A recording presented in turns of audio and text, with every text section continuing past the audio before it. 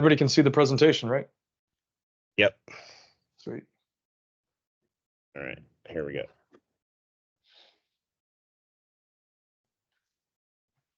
How's everybody doing today? Yeah. All right.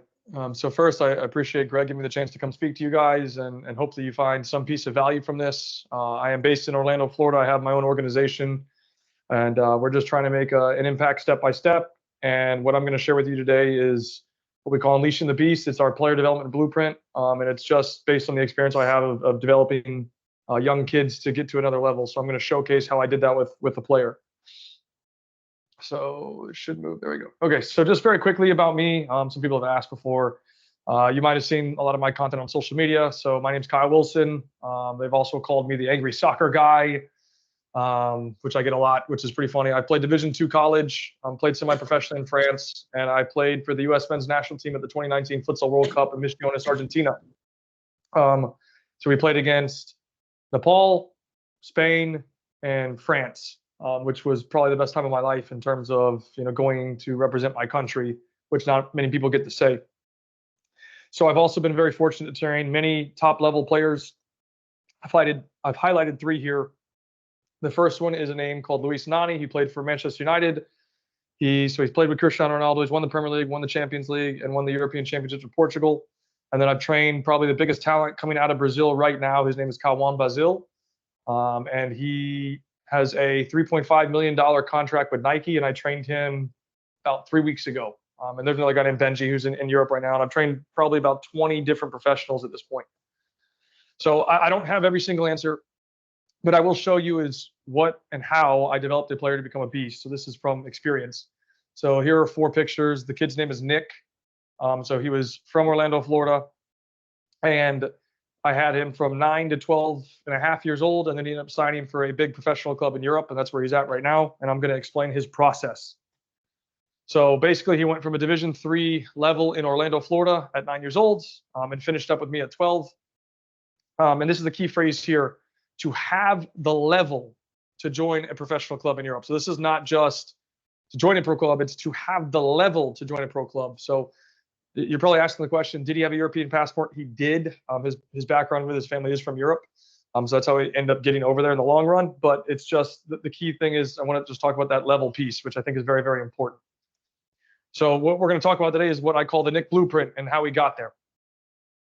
So we did a program. We called it the Soccer School at the time, and this was in 2017 when it started. So it was 4 training sessions a week. We did 6:30 a.m. to 8 a.m. So it was Monday through Thursday, and it was all focused about skill development and implementation, which you're going to see here in a moment. We had 6 players in a training group, which allowed us to focus on 1v1 to 3v3, and that was the entire focus of the program. So I'll explain in a little bit more detail in a second how it happened and what we did, but I'm just trying to quickly give you the overview of what it looked like. And so 5 out of the 6 players that were there had this dream and passion of really wanting to be a professional. One of them was a little bit more lazy with his work. And again, I'll explain a little bit more in a second, but it's just that competitive nature, winner takes all approach. And we literally just did 1v1 to 3v3 every single morning after the technical training. So how it worked was we did 45 minutes to an hour of technique-based training. So here are the 3 main first steps. Core skill, which means they had to master the ball. This would be like basic ball skills, juggling, fundamentals. The second phase would have been dribbling, which would have been changes of direction, escape moves, stops and starts, fakes and feints, and complex skill. And this is used for when you're playing against an opponent. So we would practice skill moves, and after practicing the skill move, we did implementation, which means it's typically a 1v1, but it could have been 2v2 or 3v3. And it's the how, why, when, and where to use skill.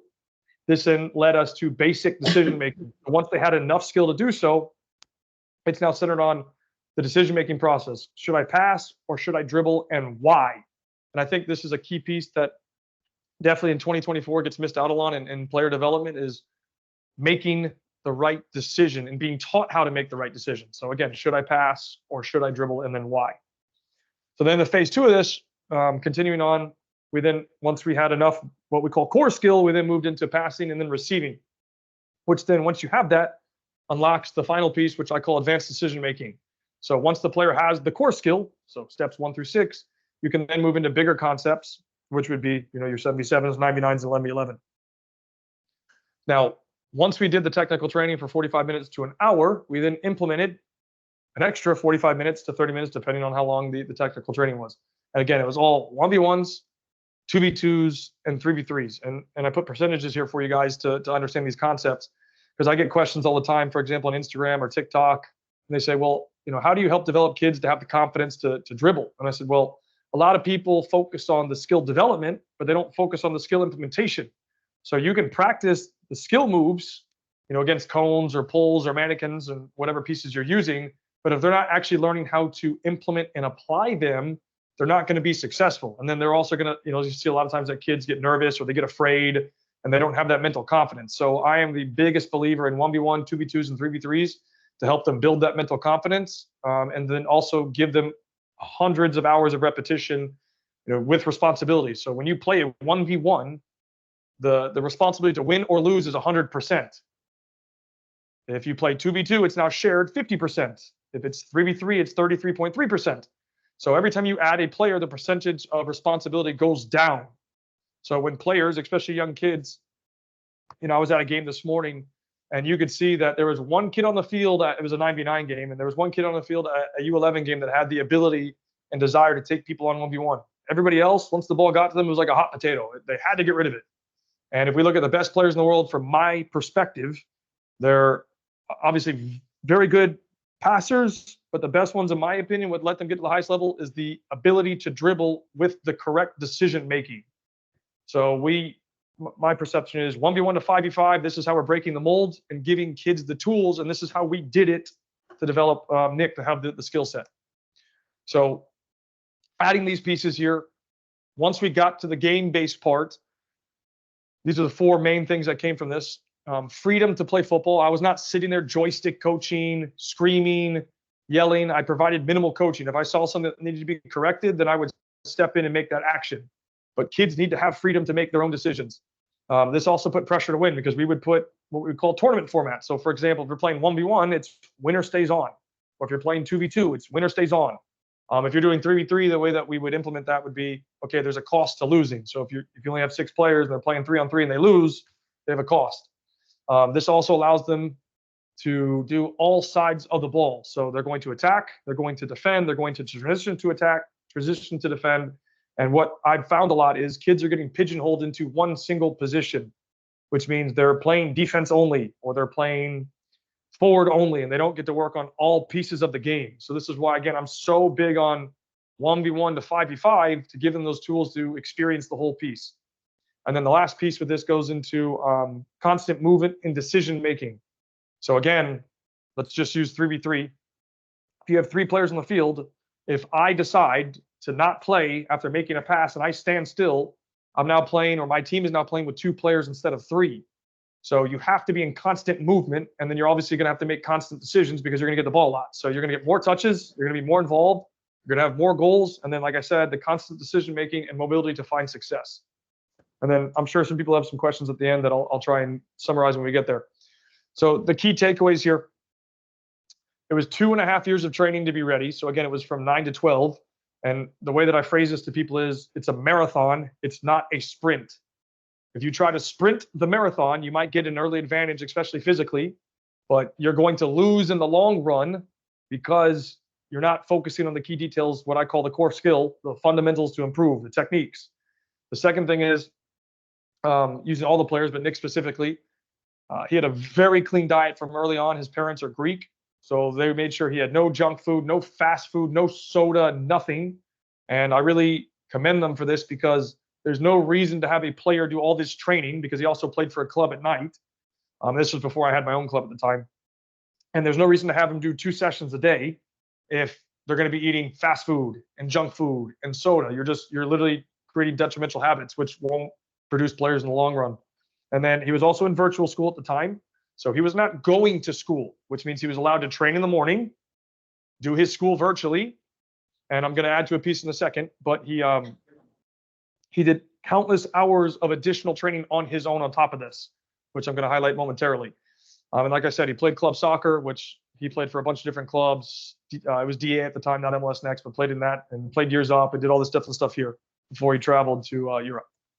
So the breakdown of numbers, because people always ask, well, how does this work and how did this happen? So the breakdown looks like this. Basically an hour of technical training, which equaled to 520 technical sessions over 2.5 years, which equates to 31,200 minutes of technical training, which is 520 hours. This does not include the 30 minutes or 45 minutes of 1v1 and other small-sided games we did afterwards. This was just the technique. So juggling, dribbling, 1v1 skill, passing, receiving, all that was incorporated over 2.5 years.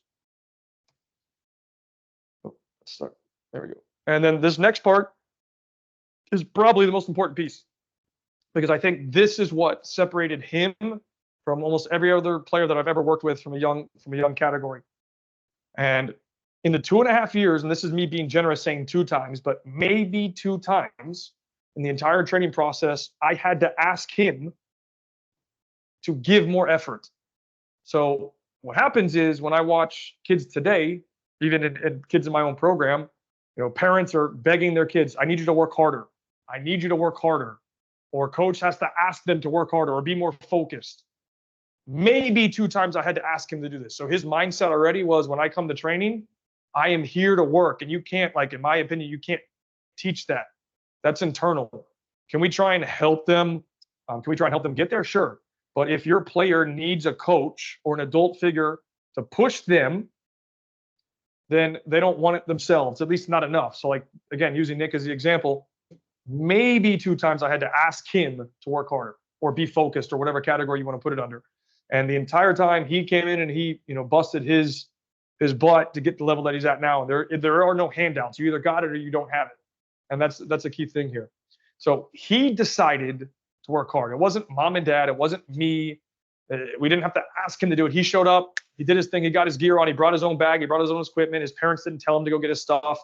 His mom did tell me that they woke him up. Right, so they got him up, but after that, it was, hey, I'm getting my stuff on. I'm going to go take my shower. I'm going to eat whatever I need to eat, and I'm going to training. It wasn't, mom says, okay, get up, get your food, get your bag, get your cleats, get showered. No, the kid wanted it all on his own. And that's the biggest thing. So this next part may shock you, because I always say that development starts at home. So again, using the key reference, if you need a coach or a trainer to push the kid to get there, that's a problem. The player has to want it, and that always starts at home, those habits. Now, this is where I talked earlier about the self-work. So he spent countless hours, roughly 30 minutes at a time, working on his own. Now, this does not have to be highly intense. It could just be basic ball work. So going outside and spending 20, 30 minutes practicing juggling, or spending 20, 30 minutes passing against the wall, or going out and dribbling, or going out and finishing. And this is what he did on his own or with the help of his dad or his mom, again, after virtual school. And the math that we came up with working with his family was he did 650 self-training sessions over 2.5 years, which is 19,000 minutes and 325 hours of training that he did supplemental on his own. And highlight again that his parents didn't ask him to do that. He chose to do that. So it wasn't mom, dad saying, hey, Nick, let's go outside. You got to work. It was him saying, hey, I want to go practice X, Y, and Z. I'm going to go do that. So summarizing, nobody had to beg him or ask him to work hard. He decided, he took action. And how this highlights for him today, he joined the academy called Apoel FC in 2019. He's been there since. He's a 2007 player. He's currently playing U19. And I'll say this, I'm not really supposed to, but I'll add it because I think it just adds tremendous value. He trains once a week right now with the first team. So the pros, he's training with them once a week. That doesn't come again from mom and dad telling him to do it. It's all him making that decision. So they gave him the call, hey, you're going to come train with the first team. He had a good session that first time, and now he's gone probably 10 or 15 times now working with them. So we'll see what happens in the future, but it's just that piece. So a couple final thoughts to think about and consider. So this is very, very important. And it's events like these that I think help give people value to think differently. So when I finished playing youth soccer in 2010, my parents spent $82,593 on my youth soccer career. And I played for good clubs, I played for bad clubs, and everything else in between. And the thing that I'm trying to get people to understand with this message is pay to play is not going to go away in my lifetime. Will not. It'll probably change at some point after I pass. I don't know. But the key thing here is value. So you have to find places like Pacific FC here to help develop your child. And I'm going to give you some key actions to think about, especially in the long run. So find a coach who cares and knows how to develop. And this is specifically for 5 to 14 years old, because the result literally doesn't matter. Is it, do you want to feel good winning? Of course. But nobody's getting a college scholarship. Nobody's getting a professional contract between these ages. So between 5 to 14, the training, the way the team plays, and the development aspect is critical if the player is going to have a chance to make it. So step 4 here is I have I call it a program, but I call it the Youth Soccer Playbook. You can read it, you can watch it, or you can listen to it for free. And basically what it is it's a roadmap that I put that covers 5 phases. And I don't have kids, but it's what I would do with my son or daughter, because I made one for boys or girls. And I walk you through birth, essentially birth, like let's say a year old, to all the way through hopefully getting a college scholarship or professional contract. And it's a little roadmap all the way through. And I put that together. And I think the key thing that you have to do with that is make sure you understand to educate yourself, because there's plenty of times that my parents made bad decisions in my youth development process because they didn't know. And based on what I know now, there's way more things that if I knew this back in the day, my story would probably be different. I might not be here having this conversation with you guys. So what league your child plays in as well is basically irrelevant until 15 years old, because that's where recruitment happens, unless your child is a generational talent. So then some questions to think about as well. Some final considerations. What does your child's training regimen look like? I have a bunch of content that shows like what we do. You might not think it's perfect. That's fine, but at least it gives you ideas of what training could look like. What does their nutrition look like? Who wants it? Is it mom or dad or the kids? Do they have responsibilities? So like this would be like, again, if they need to go to training at 6 o'clock, they got to get their bag ready, their cleats ready, their shin guard, their water, and you put responsibility on them to show you, mom and dad, that they're ready to go to the next level and that they're invested into this. And then some things to consider. You don't have to do this, but it's things to consider. Homeschool, virtual school. Using the example of Nick, it paid off very well. It gave him more time to do training. Does your child live, eat, and breathe football? And then I'll give you this example. So there's a tournament, you may or may not heard of it. It's on the East Coast. It's one of the biggest on the East Coast. It's called the Jefferson Cup. When I was 10 years old, I won the Jefferson Cup. My dad still has the trophy at his house. And he asked me probably a month ago, he's like, hey, Kyle, do you want the trophy? And I looked at him, and I'm laughing, of course. And I'm like, Dad, that trophy means way more to you than it does to me. Like it's memories for him, but it's, I think that was just a part of my journey. But me playing for the U.S. men's national team, like I still have my jerseys. You can't take any of that away from me. So all this stuff, including the Jefferson Cup, was pieces that helped me get to this point. I call it the compounding effect. So did it feel good to win the Jefferson Cup? I don't really remember, but I'm sure it did. But the point that I'm trying to highlight here is, the process to get there is the key thing, not the outcome. Processes are key, not outcomes. So just keep that in mind when you're moving forward. So the final pieces here, using the value thing that I put down, about $82,593. When I have kids, I'm going to be paying for progress, challenges, setbacks, hardships, growth, and experience. I have to be okay with my son or daughter losing, failing, struggling, and learning to overcome adversity. I don't want to be that parent that sits there and gives them everything. I want them to struggle, and I want them to learn that life is not easy. And the key thing for me is to think bigger picture. If you follow what U.S. Soccer tells you to do, you're only going to get so far. That's my personal experience in doing this for a very long time. So, and then the last thing is, like, especially with really big organizations, the ones that have MLS Next, ECNL, if your child is really, really, really good, they will sponsor them based on merit. So that means you will not have to pay for training. You will not have to pay for uniform. You will not have to pay for tournaments. In Orlando alone, I've seen this happen now 15 times, where players are completely scholarship based on merit.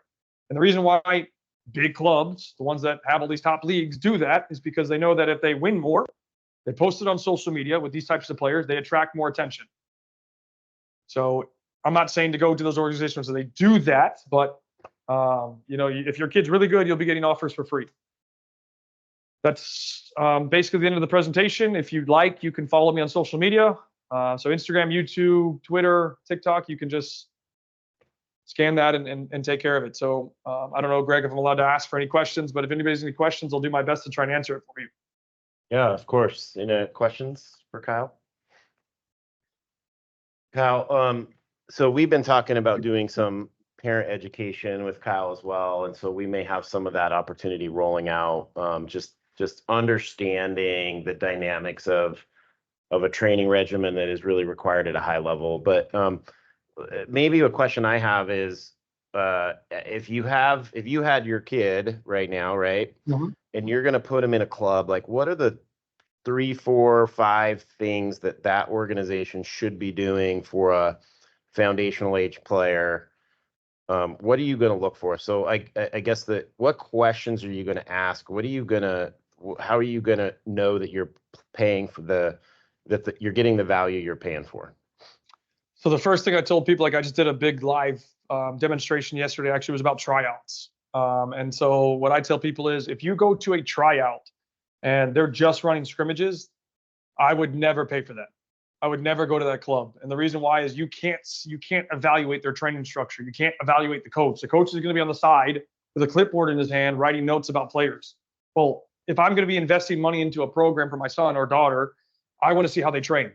So at a young age, this is what we do. So I'm going to tell you how we would implement it is I would want to see something similar. They do some sort of warm up. It's usually a technical based warm up. So we call it technical activation. So typically that's each child with a ball for 20, 30 minutes. And they're doing different types of foot skills and juggling. If they have the skill level, passing. If not, it's just dribbling based. They then do coordination, and that can be tied into phase 1. And that would be things like basic hand movements or body movements from a coordination standpoint. And then move into what I call small sided games, which is the implementation piece. So for practicing dribbling for the day, it's then 1v1. And then we would finish up with, and this is what we do, we finish up with not 100%, but most of the time we finish up with like a 2v2 or 3v3 tournament. The whole point of that is, again, competition. I'm not worried about what position they're playing on the field. I want to make sure that I'm developing better players to be successful in the future. So that is the type of training that I would want to see from a club perspective. You can't expect the club to do everything because you only have 3 days a week. Typically, most clubs train 3 days a week. But that's the outline that I would want to see because I'm thinking bigger picture. I'm not worried about if my son or daughter is playing center back in 77. In fact, I wouldn't want that. So, and part of the youth soccer playbook talks about that. So in phase 1, which is from 4 to 10 years old, I would try and stay out of club soccer as much as possible in the sense of, being in 7v7. I don't want my child playing 7 versus 7 because it's too much for them at a young age, because young kids, especially 6, 7, 8, 9 years old, you can even ask your kid this question, and I've done this multiple times as tests. Hey, do you want to share your ice cream? 99% say no. So little different idea, but the point of this is they don't want to share the ball either. And the basic concept that a 6 to 9-year-old can understand is themselves, teammate, and a defender. That's 3 people. You start putting a bunch more people on this, more players, they get very confused very quickly. And there's a book that I highly recommend that you guys read. It's on Amazon, and I think it's like $50. It's called the Croatian Football Federation Development Curriculum. I think that book is worth $3, $4, $5 million. And the first thing that they say players should do is dribble. And it's the exact curriculum they have in Croatia. And I don't know how well you guys know their history recently, but World Cup semifinal, World Cup final, Nations League final, and produced a Ballon d'Or winner in 2018. And they're a country of 3 to 4 million people. And the first thing they say for kids between 9 to 11 is dribble and do 1v1 and 2v1. And that's the entire piece that they have in their training regimen from U9 to U11. So basically 2.5, 3 years, 1v1, 2v1. And that's their focus because they're trying to develop kids to get to the top level. And the conflicting I have that book, and the conflicting message is that doesn't necessarily help your team win when you go to your league play. Mm-hmm. Oh no, you'll lose a lot. You will 100% lose a lot. And the example I gave is today I was watching a U11 game, and it was kickball the entire time. But what I can promise you is I can't imagine one of those kids are going to get out and go somewhere in the future. They will not have the skill set. So Nick lost a lot of games, a lot, but he had the level to go to Europe. We have a question, yeah.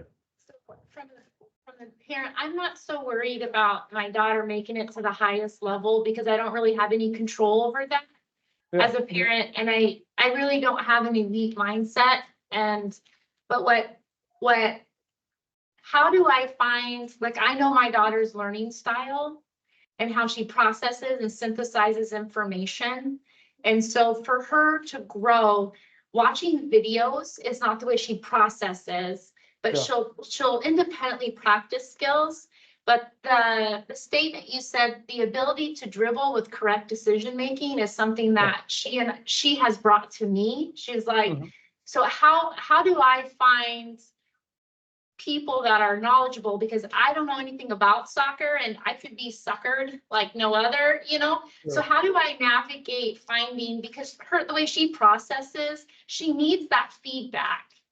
And like she has great coaches, and I feel like that's our responsibility as parents to help her on top of what her club is doing for her, and she wants it, but I need to basically pay someone to help her so she can develop the player that she wants to. So how do parents go about navigating that? What I can tell you is that is the $1 million question. In fact, there's a piece of content I put out recently that is called Training That Sells. And that's essentially is to what you're talking about. I even have friends that do this. You've probably seen this before, where you'll see coaches or trainers put down like 2 or 3 cones, and they make kids do these little patterns on these 2 or 3 cones. Nobody in the world does that. No, I should say nobody that's serious about player development puts kids through these 2 cones or 3 cone footwork patterns, where they're just sitting at the cone. I call it static, because you're sitting there and you're just doing like these little turns and pushes and pulls. But nobody that's been serious about development does that. So those are things that you have to be careful of. I think what would help you tremendously would be reading or listening or watching the Youth Soccer Playbook, because then you can look for key things that I discuss. But the thing is, there's not a lot of people that want to do the right thing. So what you're going to want to look for is somebody that teaches core skill, which is basic ball skill. You're going to look, how old is your daughter? Let me start with that, probably easier. She's 13. Okay, so she's a little bit older, but premise is still the same. You would want to find somebody that focuses on skill development. Less cones, the better, in my opinion, unless they don't have pulls or mannequins or something. But if you might know what I'm talking about when I say those 2 cone patterns. If I saw that and I had a kid, I would run away immediately. Like, we're out. We're not doing this. So you want them to teach them core skill, and then dribbling skill, and then implementation of dribbling skill in a 1v1 scenario. Okay. And that hopefully gives you a little bit of a baseline what to look for. But just have those conversations and be like, hey, when you're going to interview people to do private training, this is what I'm looking for. What, do you have example work? And they can send you, maybe a couple of clips of what they do. And again, I have a lot of stuff like that on my social media, so you can see what it looks like, and you can send it to somebody and say, hey, I'm looking for this. Can you provide X? And I think parents sometimes forget that they have a lot of power in this game, because you're the ones that are paying for it. And what I mean by that is, when I was a kid, there were 2 leagues. Now in Florida alone, there are 26 competitive leagues.